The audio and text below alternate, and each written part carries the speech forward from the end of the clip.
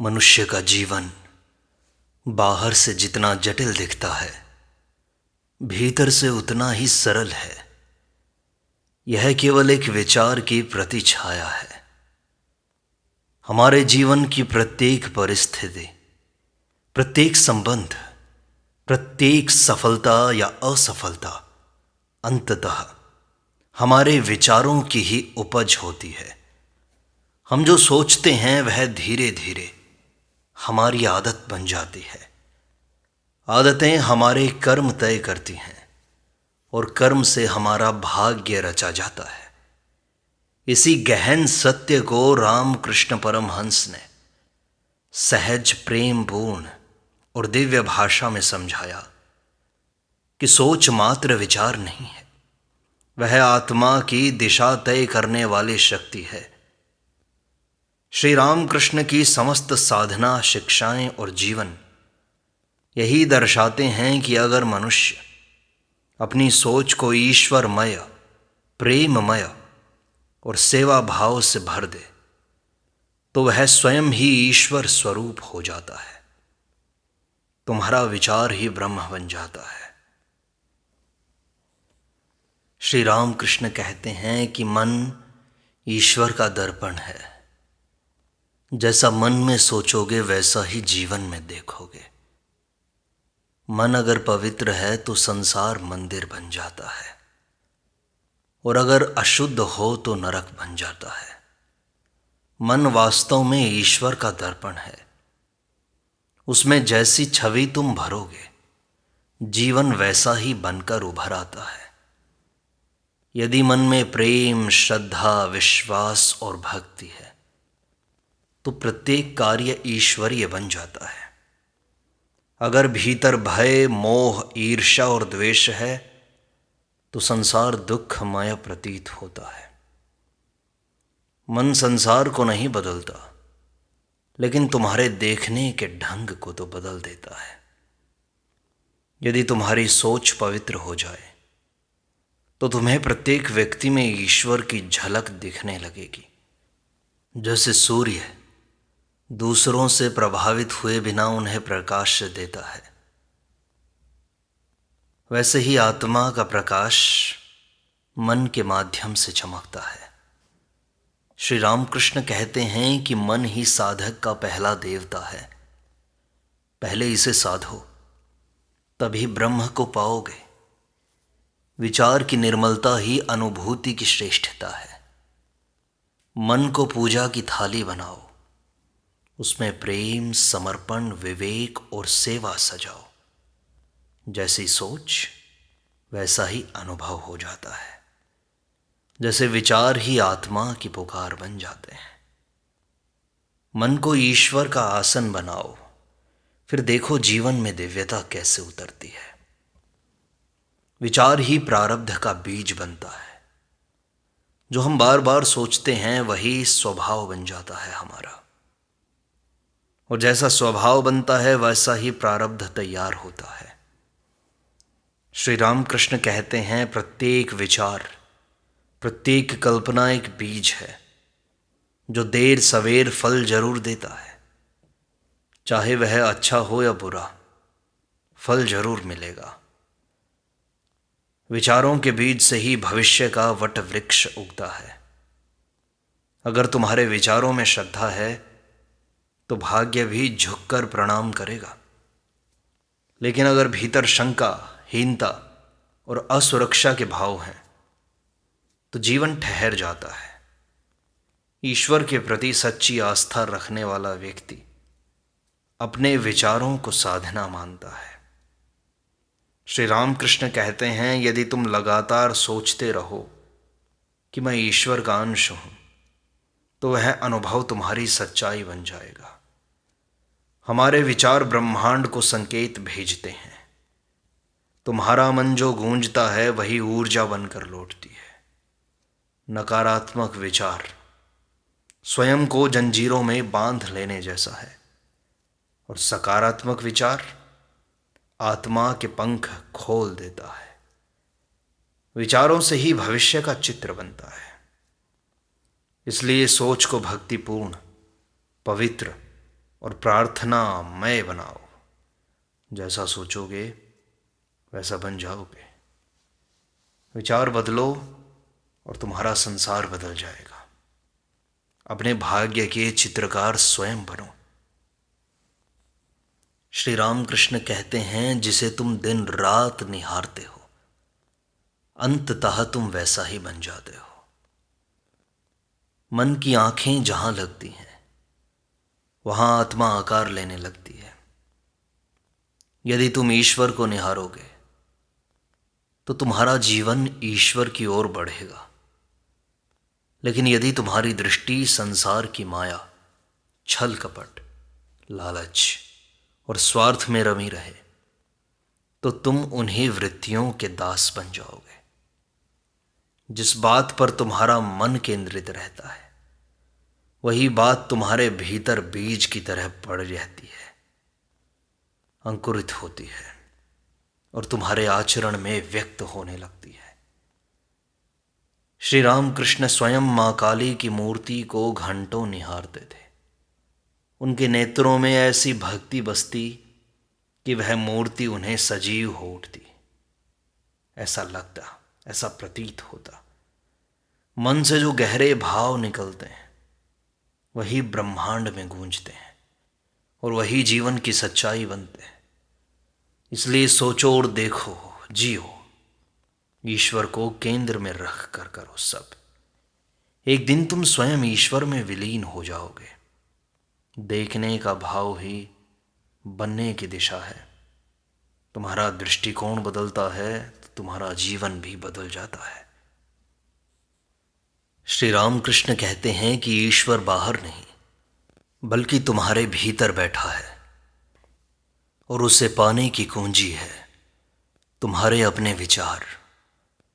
मन जितना शांत, जितना स्वच्छ, उतनी ही ईश्वर की अनुभूति तीव्र होती है। लेकिन यदि मन ही भ्रम, लोभ, अहंकार और चिंता से भर जाए तो वह परम सत्य को ढक देता है।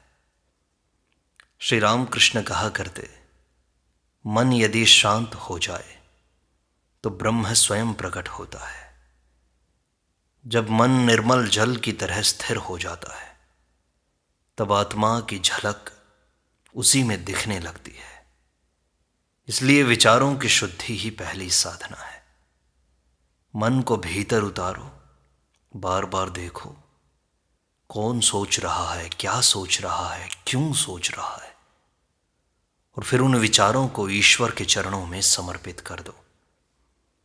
जैसे कमल की पंखुड़ियां धीरे धीरे खुलती हैं, वैसे ही मन का द्वार जब सत्य के स्पर्श से खुलता है तो भीतर से भक्ति और आनंद की गंगा बह निकलती है। वही गहराई है जिसमें ईश्वर बसता है। श्री राम कृष्ण कहते हैं, जो व्यक्ति स्वयं को जानता है वही संसार को वास्तविक अर्थों में देख पाता है। यदि तुम्हें लगता है कि तुम केवल शरीर हो तो तुम्हारा जीवन सीमित हो जाएगा।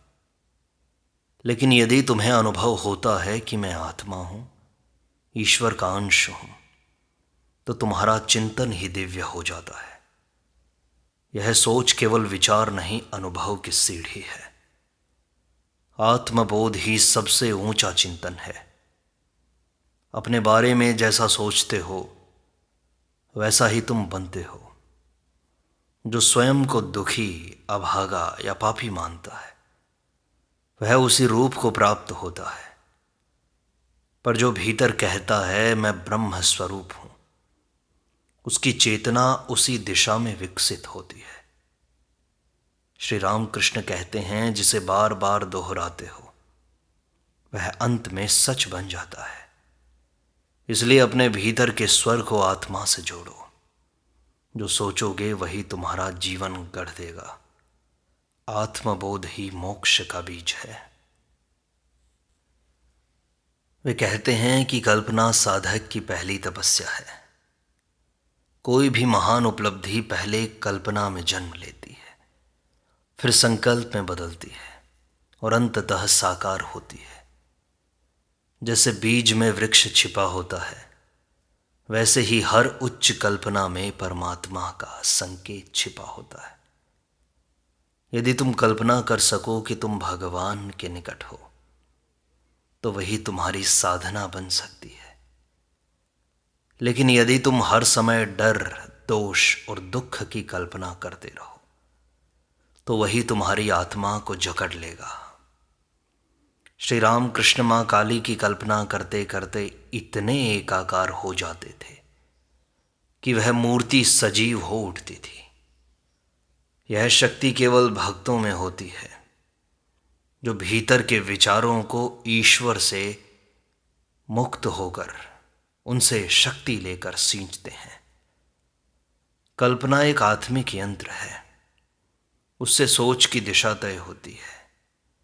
इसलिए अपनी कल्पना को पवित्र बनाओ, प्रत्येक सोच को भगवान की ओर मोड़ दो। एक दिन वह कल्पना साकार होकर तुम्हें ईश्वर से मिला देगी। और जिस भाव से तुम भगवान को पुकारते हो उसी भाव में भगवान प्रकट होते हैं। तुम्हारी श्रद्धा ही तुम्हारा धर्म है और तुम्हारे विचार ही तुम्हारी भक्ति हैं। यदि तुम यह मानते हो कि भगवान तुम्हारे पास हैं तो वह हर क्षण साथ होते हैं। लेकिन यदि तुम उन्हें दूर समझते हो तो तुम्हारी चेतना उनसे दूर हो जाती है। श्रद्धा आत्मा की आंख है, उसी से तुम्हें दिव्यता का बोध होता है। सोच का स्तर जितना ऊंचा होगा श्रद्धा उतनी गहरी होगी, और जिस मन में गहरी श्रद्धा होती है उसमें संदेह की कोई जगह नहीं होती।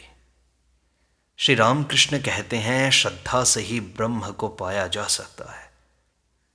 सोचो कि तुम भक्त हो तो तुम्हारा मन स्वतः ईश्वर की ओर झुकेगा। लेकिन यदि सोचते रहो कि तुम पापी हो, योग्य नहीं हो, तो भगवान की कृपा दूर हो जाती है। जैसी श्रद्धा होती है वैसा ही तुम्हारा अनुभव होता है, और जैसा अनुभव होता है वैसा ही तुम्हारा संसार होता है। श्री राम कृष्ण कहते हैं कि साधना केवल क्रियाओं से नहीं होती, वह विचारों से बनती है।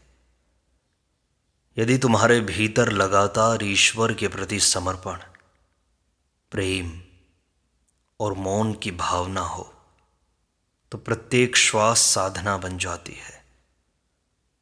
सोच वह दीपक है जो साधक के पथ को रोशन करती है। यदि सोच में विकार है तो साधना अधूरी रह जाती है। लेकिन यदि सोच पवित्र है तो प्रत्येक क्रिया ध्यान बन जाती है। जो सोचता है कि मैं भगवान के चरणों का सेवक हूं, उसकी आंखों में भक्ति उतर आती है। विचारों को शुद्ध किए बिना कोई साधना सफल नहीं होती। इसलिए पहला प्रयास तो यही हो कि अपनी सोच को निर्मल बनाया जाए। यह सोच ही आत्मा को ऊपर उठाती है। श्री रामकृष्ण कहते हैं कि जिसका विचार परमात्मा की ओर है वह पहले ही उससे जुड़ चुका है। तुम्हारे विचार ही तुम्हारी साधना का आधार है। श्री रामकृष्ण कहते हैं कि जिधर सोच जाती है उधर आत्मा की चेतना बहने लगती है।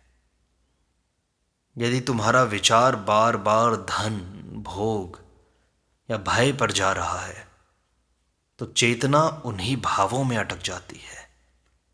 लेकिन यदि तुम्हारा विचार प्रत्येक दिन प्रभु, प्रेम और परोपकार की ओर जाता है तो चेतना मुक्त हो जाती है। यह एक गहरा मनोविज्ञान है। सोच जहां टिकती है चेतना वहां रुकती है। चेतना को ऊपर उठाने का पहला उपाय है सोच को ऊंचा बनाना। श्री रामकृष्ण कहते हैं, मन का कोई भी विचार व्यर्थ नहीं जाता, वह चेतना को दिशा देता है। इसलिए सोच के प्रति जागरूक बनो।